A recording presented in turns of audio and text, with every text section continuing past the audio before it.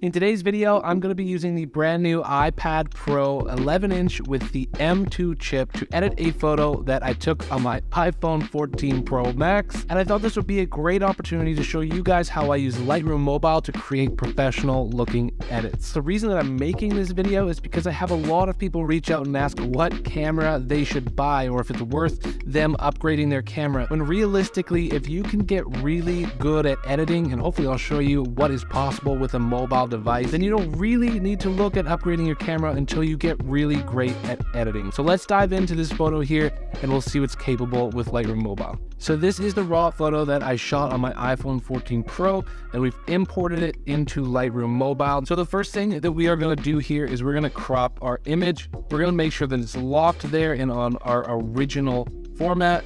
Now I'm going to drag this in because I want this car to be perfectly centered.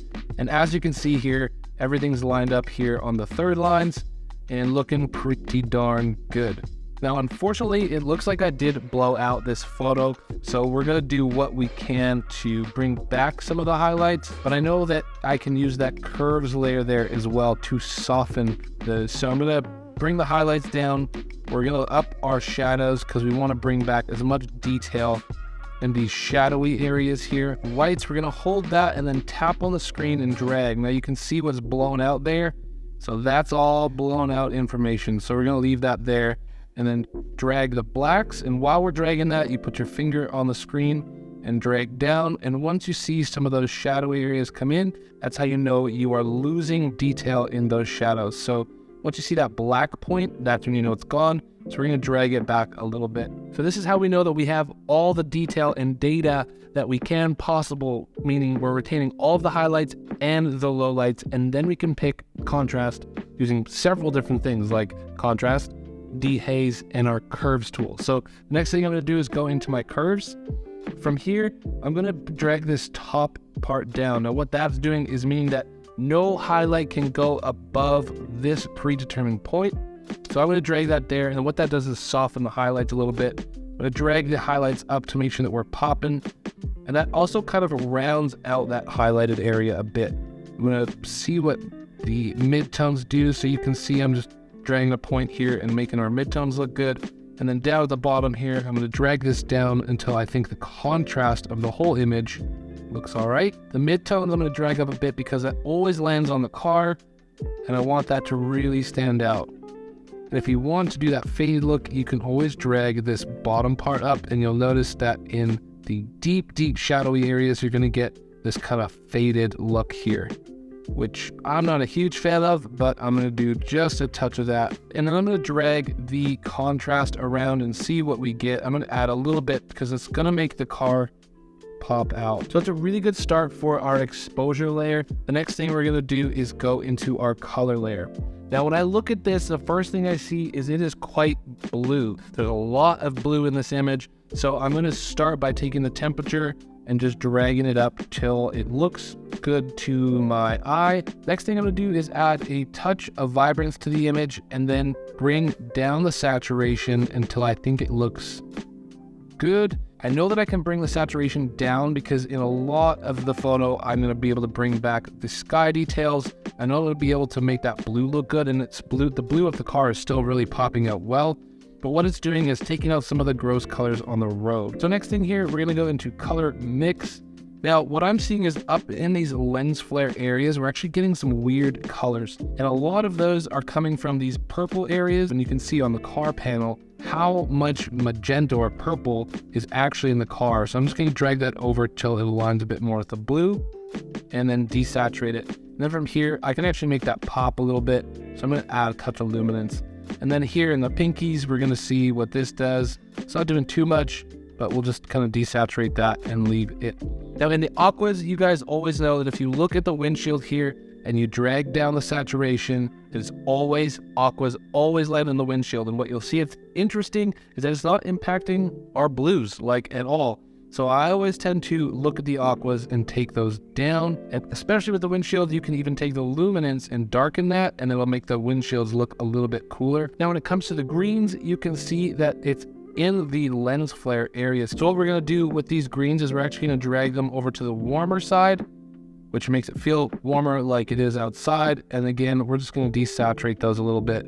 And if we mess with the luminance, it actually looks really nice on the wheel there, as we're bringing a little bit of contrast back on the wheel. So I kind of like that too. Yellows is going to land in the road.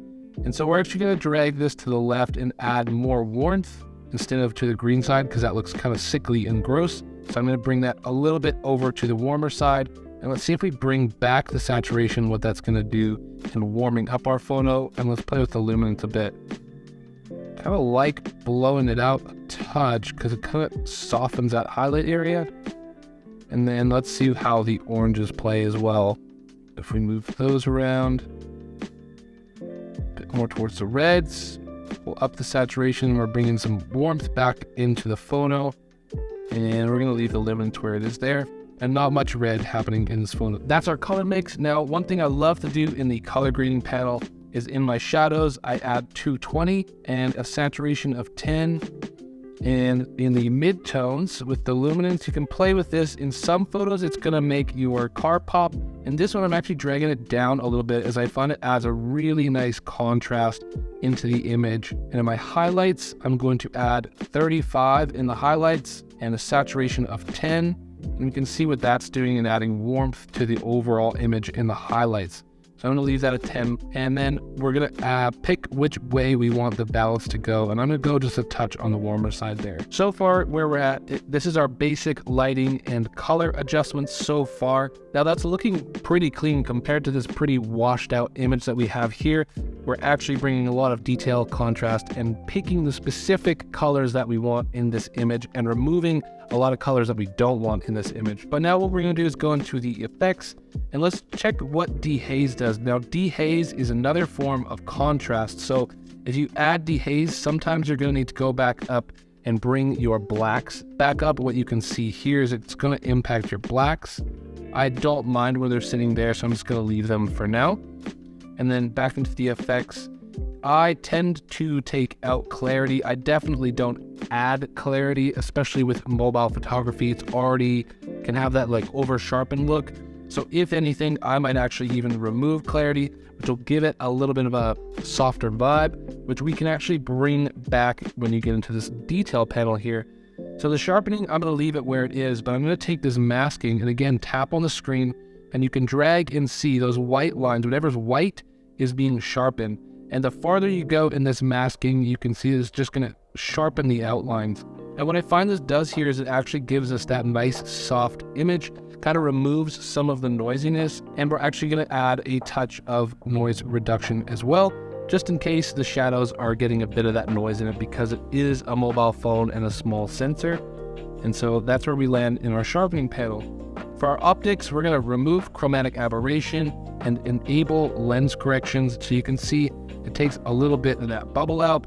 No one will really notice that if we're being honest, but whatever. So here you go. This is a quick before and after where we're at now. And this is everything that you can do in the free part of Lightroom Mobile. Now what we're going to do next is go into what is masking and using AI and stuff to make this car really stand out of this photo and draw our eye to the card. So here is the masking panel. One thing that I've noticed about Lightroom Mobile versus Lightroom Classic on the computer is Lightroom Classic on the computer now has an object selection, which hasn't quite made its way over to the mobile version yet, but that's okay for now. What we're going to do is start with a linear gradient. We're going to drag it from the bottom up past the card, and we're going to try and cover the road there. And then from here, we're going to just drop the exposure. So this is just drawing our eye to the card. Now, one thing I'm going to do here in that mask is we're going to hit this plus minus button, subtract from mask, and we're going to hit select subject. So the AI does a great job of selecting what the car is. So now everything that we're checking with our exposure is going to adjust on everything except for our car. And I think that looks pretty good. Next thing we're going to do is add another linear gradient from the top and drag it down over our sky here. And what we're going to do is we're going to reduce exposure. Now it's already doing a pretty good job of being dark at the top, and then clearly the sun is there. But I'm just going to drop the exposure there a little bit. And then I'm actually going to try and warm up the sky because I find it's quite blue and a bit too ominous for my liking here. So I'm actually going to warm this up a touch in the sky. It looks like it's falling apart, like the details in there, which again, if you're shooting on a camera, proper RAW, that wouldn't happen and you'd have a lot of control. But because this was a mobile picture, we have to be a little bit more careful with the colors there. So we've got our linear gradients from the bottom and from the top. The next thing we're going to do is hit select subject. Now, what we're going to do here is try and bring out as much of the details in the car and make it pop. There's a few tricks I like to do here. The first one is we're gonna bring the highlights down, and you'll see why in a second. We're gonna bring the shadows up. If you just dragged your exposure up, this car's gonna look really washed out. So this is why I don't actually do this. We're gonna keep the exposure really, really modest here, maybe a +20. We're gonna bring the highlights down and then bring the shadows up because we wanna bring out the details in those darker parts of the image, and maybe even the whites up a touch to make it pop, and the blacks, I'm not going to mess with those either. So then from there, we can actually use contrast to just help that sit back down in the image. You can bring the shadows up more and then add more contrast, and that's going to help it really sit down in the image. So that's pretty subtle there, but you can see it does kind of help it stand out a little bit. So I'm going to leave it there and not mess with that too much. The last few touches that we're going to do is adding some brush work and bringing out very specific details of the car. This to me is one of those things that it's a bit extra, but when you do it to your car photography specifically, it really does kind of give it that magic touch. So what we're going to do is we're just going to add a brush layer here, and we're going to paint in the grill here, and we're going to zoom in there, and we're going to see what kind of light and exposure we can bring out of the grill, add some contrast, bring down the highlights, and we're just going to start painting in some more details here just to draw out the details of the car, and we'll make sure we get all these really cool spots here that showcase the details of the car. We'll make sure we get this front lip in here and properly exposed. Just paint that in. Make sure that we're not losing any detail there. I'm gonna go to the back wheel, add some exposure here because it's falling away a little bit, and that's all right.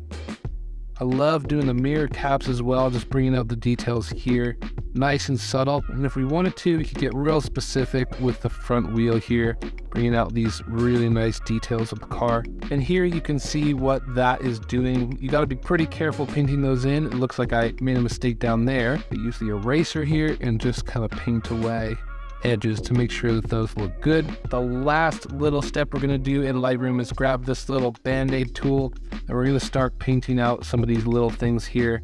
This little green thing, and then way back here we've got a sign that we want to remove. So we're just going to paint this away and hope that Lightroom is going to do a good job removing that pole.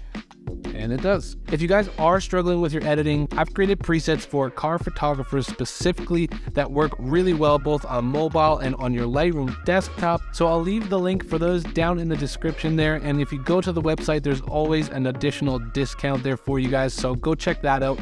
But I hope that this tutorial has helped you and given you a better understanding of how you can edit your photos. If you enjoyed this video, have a feeling you will enjoy this one as well. And consider subscribing to the channel because I love creating content like this for you guys. But otherwise, I do hope to see you in the next video. Peace.